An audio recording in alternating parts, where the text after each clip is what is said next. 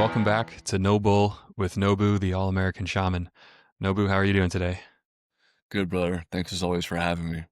Yeah, thanks as always for being here. So today we're going to be talking about energy transfers between people, places, things, and all that good stuff. As you mentioned before we started recording, we got the holidays coming up, so it might be good for people to be aware of these different elements and different energies that may be transferring and communicating between you and your family and friends during this season that you may or may not be consciously aware of. So I wanted to give people the ability to bring more awareness to these interactions and maybe prevent some of this holiday burnout that I know I am subject to, historically speaking. So maybe Nobu, you can cut us off at a high level. What happens in a room, a holiday gathering? How much energy is transferring between the people in that room, and how does it affect an individual? Yes, there. I want to break this down to a mathematical context first, so that way it's at the most dense level before we go high up, because that'll be easier for people who don't have that spiritual gnosis. So if we have an equation, right, of x plus y plus z divided by 2 plus, etc., our input of X and Y, etc., dictates our output at the end, right? What's going to result out of that equation? Or again, from a molecular chemical level, what elements are at play, what electrons exchange between those two energies, whether it be in a covalent bond, an ionic bond, etc., determines whether we're going to get, something medicinal or something poisonous, right? Everyone, I think, can understand these concepts. So translating that now into the spiritual context, or at the more complicated level of different human bodies or planetary bodies colliding or entering each other's orbits, there's a lot going on here. So when people are interacting with others, whether they be loved ones or otherwise, there's a constant transfer of energy. So when two people's auras get within, each other's spheres, there's that Venn diagram I want people to imagine of intersection of energies, and there's an exchange. Whether or not they're even speaking, there is energy being transferred. Because again, going back to what I said before, you are what you eat, the company you keep, the music you beat, and with whom you sleep. Those are very broad, but again, it goes to everything. There's always energy and information being transferred between every cell in your body and every self in consciousness and existence.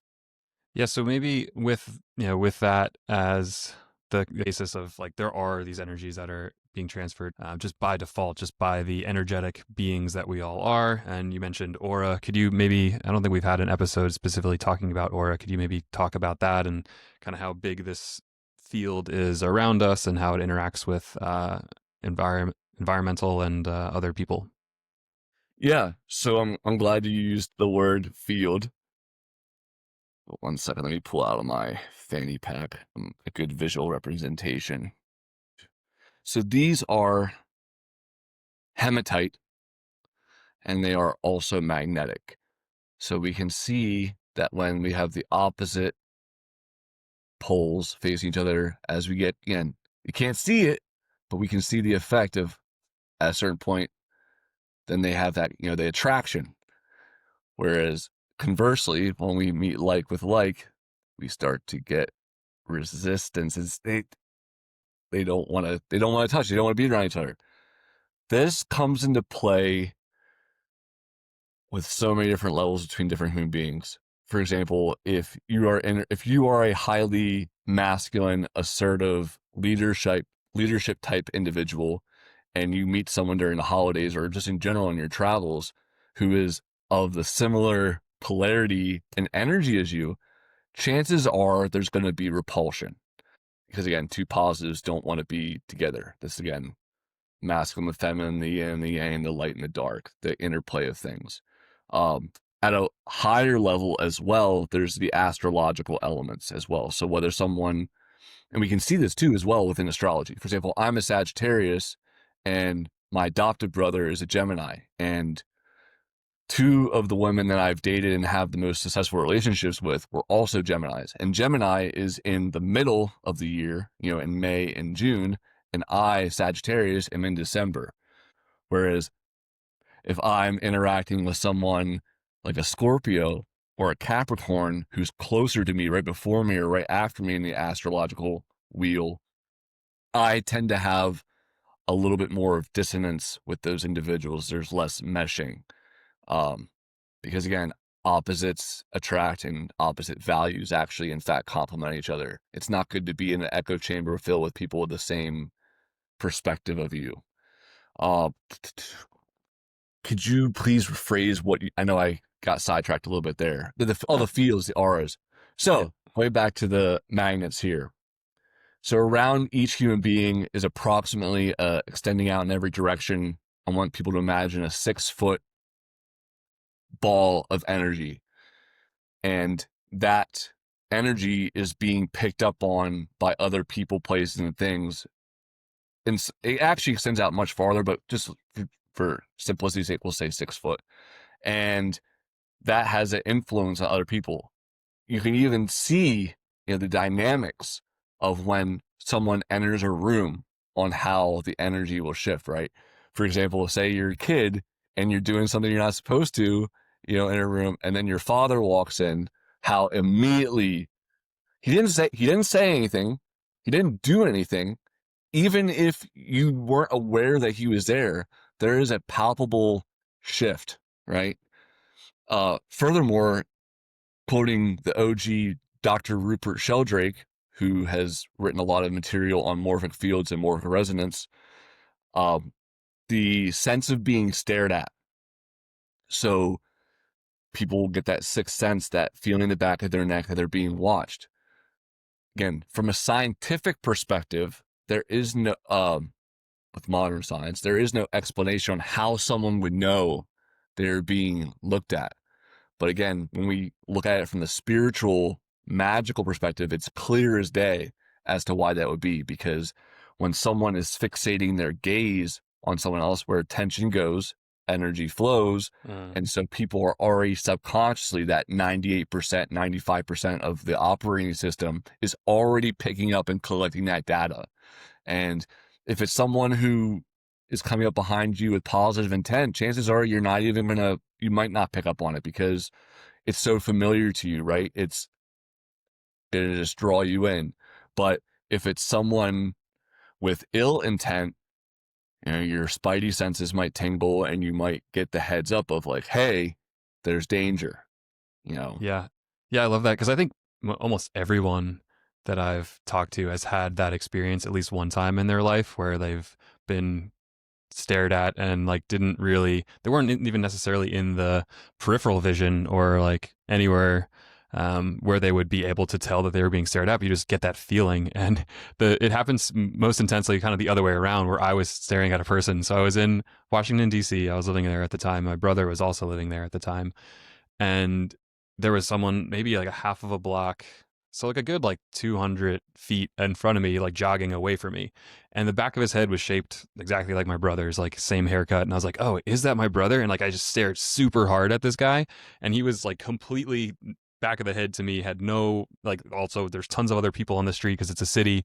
And like as soon as I like put that like very strict focus onto like, is that my brother? He turned around mid stride, looked at me dead in the eye, and I was like, oh no, it's not. And then he like kept on going and I kept on going about my day. And I was like, wow, like that was like, it was palpable. Like you could feel it. Like I was just staring him down and he could tell. And then like once we realized like, oh, that's not my brother, then it was over and like we both went about our day. But I was just like kind of blown away in that moment too. Like, wow, I made that happen. Like I made that guy turn around from great distance. Like I was pretty impressed with my own energetic ability at that time. So yeah, maybe we could talk a little bit more about like aura as it relates to that. Like, was that almost like a projection of my auric energy? Is it like a just more general source of that, like that? And then was he then receiving it through his auric field, like a disturbance in the force, so to speak?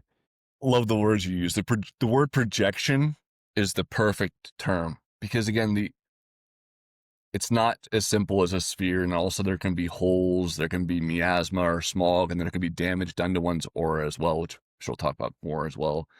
But so your energy then projected out towards like an amalgamation, almost like the from the Venom movies of the symbiote, of where it goes away from the host and then reaches out. But again, the thought form and the energy was sent out, touched him. Can you focused your consciousness, your energy on him, and then he felt it. He felt the disturbance, and then became aware of it. Yeah. Yeah, wow. Could we talk about you mentioned like damaged auras, like, and Oh holes in yes, auras and things like that? Like, how does that come about? Are there ways to strengthen your aura? yes. So also, especially with the holidays coming, alcohol, allowing ghouls or wine and spirits. It's in plain sight, people. It's called spelling for a reason. It's spell casting. It's all right there. Um, any spirit or entheogen of any kind, thing that alters your consciousness, whether it be cannabis, tobacco, alcohol, mushrooms, LSD, etc., all open up your aura in different ways. And so when and where you utilize such things is of utmost importance, because if you are opening up your aura with alcohol around people that have negative intentions, you are making yourself more prone to psychic attack. So that's one thing to be aware of.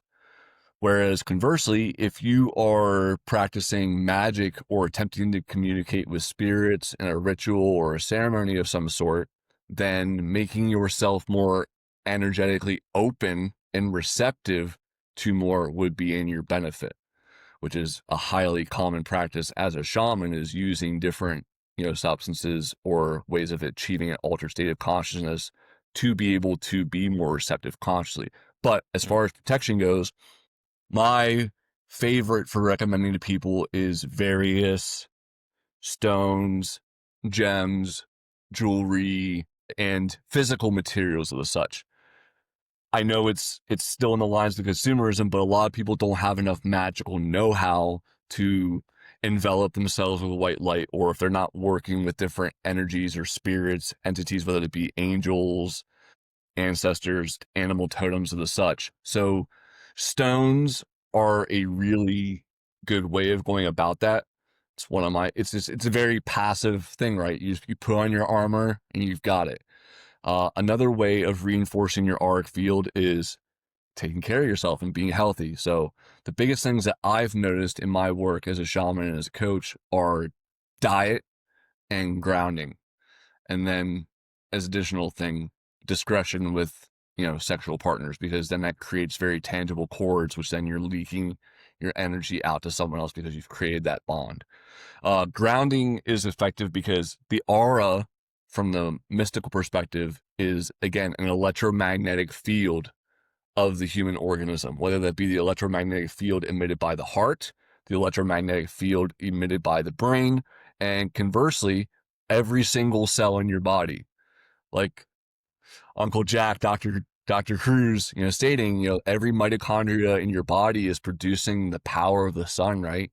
That's a lot of energy. And imagine all those balls of energy, those spheres, all emitting their own individual consciousness and pull, gravitation, field. There's a lot going on. And then conversely, even we have the chakras as well. They all have their own unique, polarity and pull, and for each individual person according to their astro, human design, karma, and then their own dietary profile as well. It's all going to affect all these different dimensions in an infinite variation of ways, because everyone's unique. Yeah, yeah, wow. Sounds like a lot of different variables. Could maybe touch on a few of them, but I did want to just double back on the alcohol effects on the body. And I think I had heard it explained to me kind of more on a physiological level. and also on a sociological. So like, why do groups of people, and like with corporate culture as well, it's like a bonding thing. Like, oh, let's go do happy hour, and then go sing karaoke and make fools of ourselves, so that you're kind of more vulnerable, like socially. But it sounds like you're also more vulnerable, spiritually, energetically, and the maybe direct causal link that made sense to me at the time that I was explained was, alcohol is a neurotoxin. It damages the nervous system in your body and kind of like dulls it. That's why, you don't feel pain as much if you get punched in the face or something when you're drunk.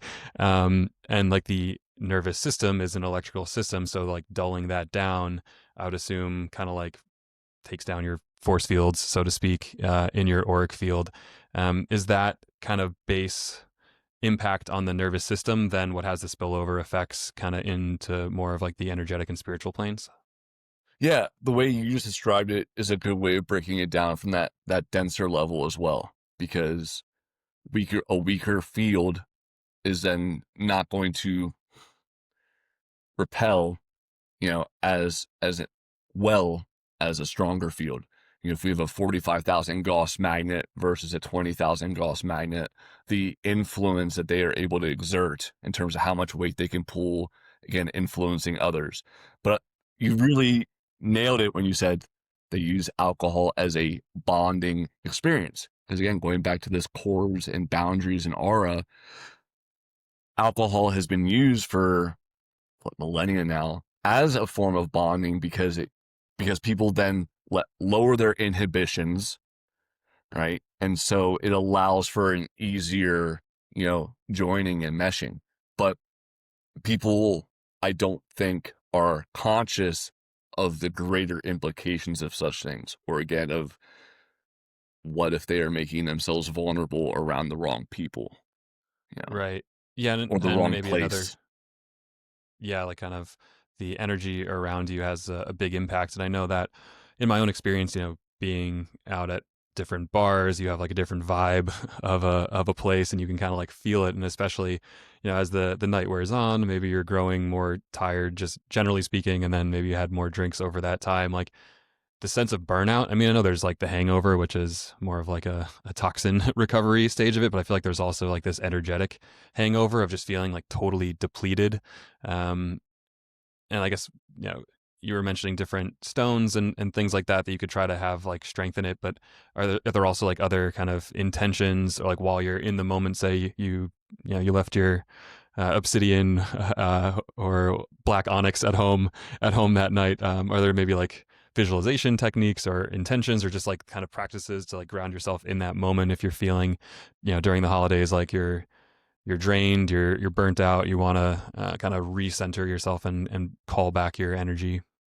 Yes, breathing is a great tool always to instill oneself with more prana and more life, because again, if you're feeling drained, it means other things or people are taking your energy from you. um Grounding, you can just imagine, you know roots going down from your feet beyond the floor into the earth, and imagine, again, visualization is really key here, but visualizing and imagining sending that energy down into the earth, and grounding yourself more if you feel unstable. Yeah, maybe we could talk a little bit about visualization, because I know that's often used across various different modalities. And when I first encountered it, it was kind of, to me, seemingly not possible. I was like, I doubted it, right? I didn't believe that just kind of imagining something in my mind could have an actual effect. But the more, probably years now that I've been exposed to that practice, and that I've tried it more and more, and with like auric and psychic self-defense and things like that, like you were mentioning the white light, I've heard, a bubble of like rainbow frequency, a bubble of like mirrors if you want to deflect things. And just like the intention like does seem to help, like especially if you believe or suspend your disbelief at least with it. Could you maybe talk about maybe the different layers that are really happening there when you're visualizing? First off, I want to state about one of the greatest basketball players, Michael Jordan. he's been quoted before saying, he was always visualizing, like when he was even practicing basketball, he was visualizing making different shots, right? Visualization before anything, you know, is really key. You're going to drastically increase your probability of success with a task if you can already picture it in your mind's eye, unless one has aphantasia, which is the inability to kind of conjure images in their head, which I think affects around like 30 to 50% of the population now. That's pretty high. Fluoride has a big role to play in this, calcifying the pineal gland. But yeah, it's up to each person how they do that, but it's gonna have a tangible effect, and consistency is key, right? It's a muscle to be worked. Psychic self-defense isn't learned overnight. So if you find yourself suffering from such attacks or others coercing you, manipulating you in any such way, or draining of your energy, you're going to need to work on it. It's a muscle that needs to be trained. It's going to take time.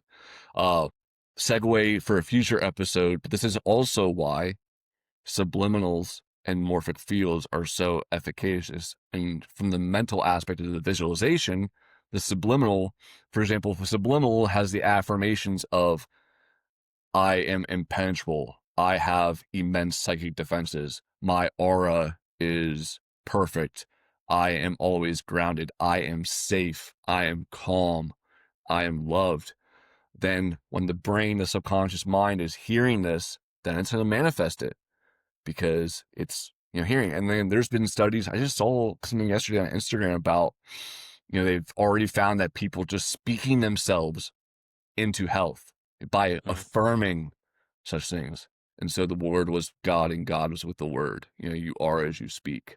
It's very powerful. Right. Spelling.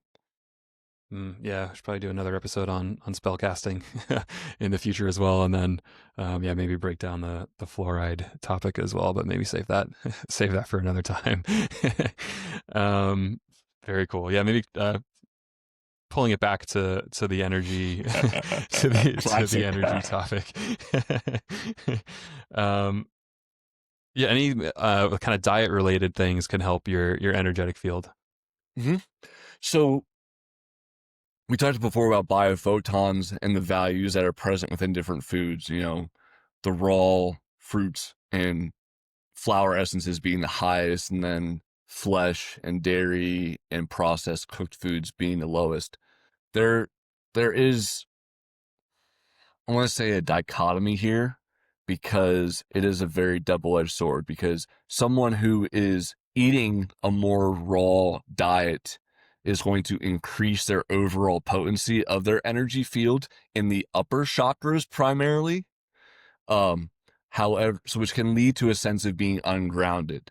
There is, a common stigma of vegans crashing out and being, I want to say highfalutin or not, just not grounded. Whereas again, with someone who eats a lot of meat, red, root chakra, muladhara, they are more grounded in the lower chakras, which then can enable them to be more grounded in their physicality as well. And then, more safe and secure in that way. Interesting. And then there's no coincidence as well, like comfort foods, right? So like people are going to eat a lot of turkey. Well, they already have at Thanksgiving, but more. Those foods have that sedative effect, which is calming, which also is why I think that they have been historically used as, in conjunction with alcohol, because it has that grounding sedative effect when there is a lot of energy present, taming the beast per se. Whereas if people were in a room filled with tons of fruit, very energetic, alive, that combination is going to make people more energy sensitive, which is going to make them more aware of what's actually going on. Because if people were actually fully conscious of all the energy exchanges going on a daily basis, they wouldn't put themselves in the situations to begin with. So they numb out intentionally. Interesting. I just had a visual of when you were describing that, of like, maybe in the movies with like the medieval times and the big feasts with all the big roasted animals and the caskets of ale, and then all the soldiers just kind of like having a jolly time, but like try to keep them kind of more grounded, more bonded together, and so Mhm. that they can kind of take orders and carry out the next mission, maybe for the king who's presiding over over the festivities and things like that. So it's kind of interesting, maybe talking about the potential downsides of having your energy field being mixed with others around you, but maybe take the opposite of that. Like, what are some of the benefits as far as maybe if there even if there are no substances involved, but like, are there kind of practices or tools or approaches you can take as a group to kind of come together and increase your power and get some benefits from that Venn diagram intersection? Yes. So when people are genuinely with each other out of the heart space because they love and they value and they cherish each other, they see the divinity and the value in the universe in each other, there is amplification that occurs. They're not going to be drained. Like, if you've been around people that you love and that love you, you could be with them for hours and you don't get tired of it, right? It's a self-sustain. Like, I give you energy, right? Because I love you and I cherish you and I value you as a human being, and you give me energy because you love me and value me. And the circuit, the exchange that's how it's supposed to be. Uh-huh. But when someone is around who is a vampire, and or the word in the psychological sector is who needs narcissistic supply, Uh, someone who has to constantly be talking, who has to be the center of attention, right? These people are a drain to be around, right? Um, Also, just quick addendum as well. Burning sage is a great way of cleansing one's aura, which also, from a scientific perspective, it's already been shown to be antiviral, antibacterial as well. And it also puts negative ions in the air when it's burned. So mm. whether people don't believe the woo-woo mystical aspect of that, there is, again, increasing research supporting the use of these, metaphysical tools as well. Excellent. Yeah, it's good to know too. And we had kind of talked about this maybe on more of the explicit energy transfers, but you said that the power of contracts. Could we maybe talk about that and like how energetic connections are formed between individuals or parties through the use of either explicit written contracts or like verbal agreements, or just kind of joining particular groups that behave certain ways? Mm-hmm. Yeah. So again, spelling is spell casting. It's in the words in plain sight. So when someone signs an agreement to a lease or a contract, let's say your phone company or your landlord, you have bound, and then the devil's in the details, right? So whether there be loopholes or whether there be things in your contract that can screw you over, you then signing at the end has placed that intention not just in the terms of the law, right, of where they can legally, through the system that is present, uh, hold you accountable, but also from the energetic level, you have bound yourself to that entity, whether it be, again, Uh, a marriage, a, a lease, a vehicle, and that is palpable. It has a hold on people, uh, and so it becomes, and that's intentional. You can see how almost everything nowadays has an end user agreement. Even just playing yeah. a video game, there's an end user agreement on everything, and they know the power of such things. And these are forms of ritual in their own way, but have, in the black and white ink of the professional world, it appears innocuous, but again, it is a contract nevertheless. Yeah, no, good point on the devil in the details for sure. There's all these end user agreements that we just hit a checkbox and they're like 50 pages long and no one really is reading them. But I suppose from the earliest inceptions of these types of agreements, it does allow both parties to build trust with the other, knowing that at least they put their word toward agreeing to certain sets of rules of the road and how you're going to behave in a relationship moving forward. So I can see why they're useful, beneficial for sure, but depends on the intentions of both parties going into it and how it's written for sure. Yeah. Yes. And that's also Um, why I have been very keen in my life, especially since leaving the Marine Corps, USMC, you sign the mother effing contract, you know, of not getting myself connected and lashed down because it inhibits freedom. And for me, myself, I really value freedom. Um, Mm.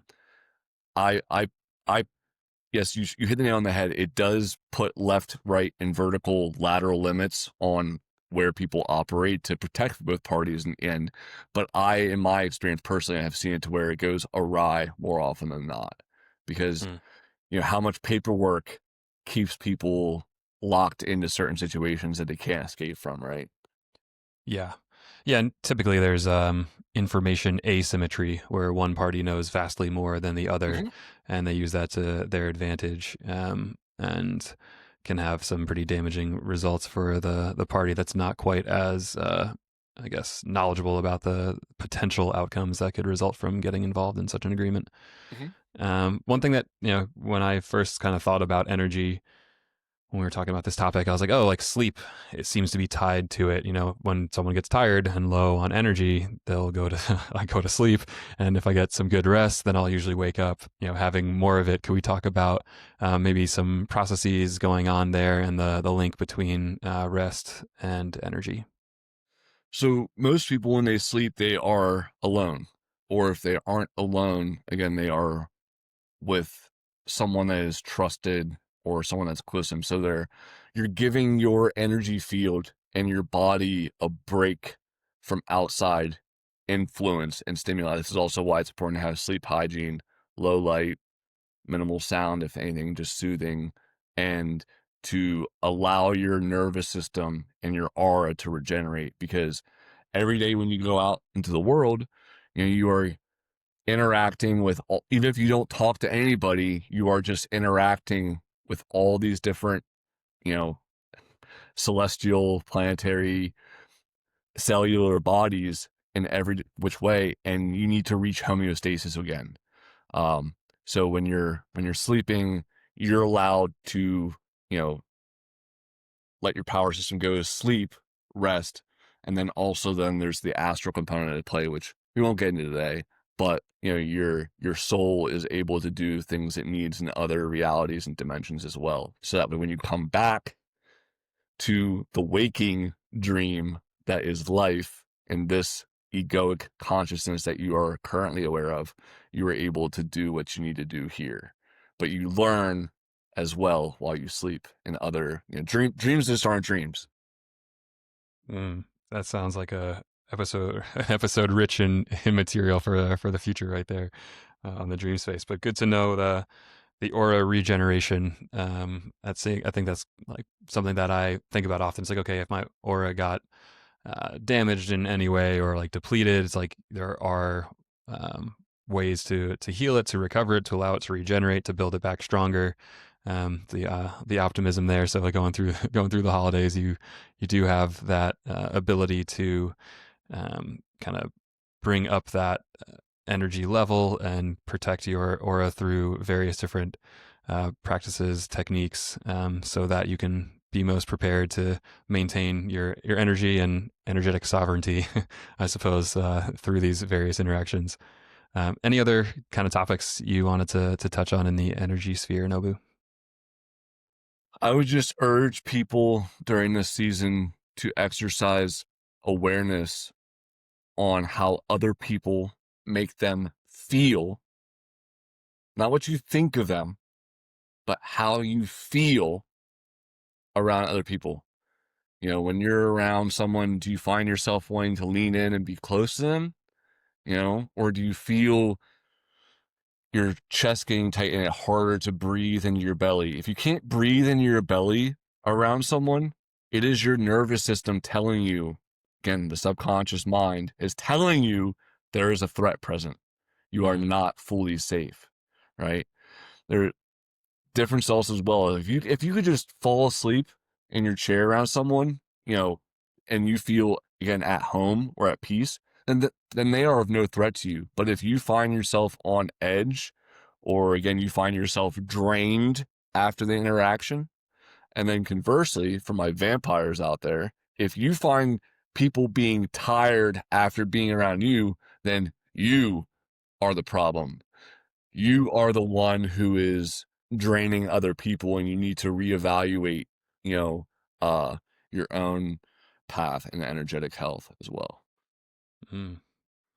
Yeah, actually, well, we still have maybe a little bit of time. Can you talk about that? Like, if you find yourself as being the vampire, like, are there maybe just kind of quick things to assess on yourself on how to not be? Self-love, Mm, self-love, because you wouldn't be taking from others if you love them, and you wouldn't be hurting people if you weren't hurt yourself.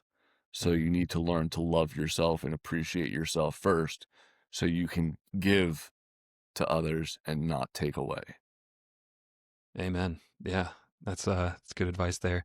Any last comments or words you want to leave with the audience before we close out this episode? Have a good holiday and a good month of December, and thank you. Excellent. Thanks again for taking the time, Nobu. Thanks everybody for listening, and we'll see you next time.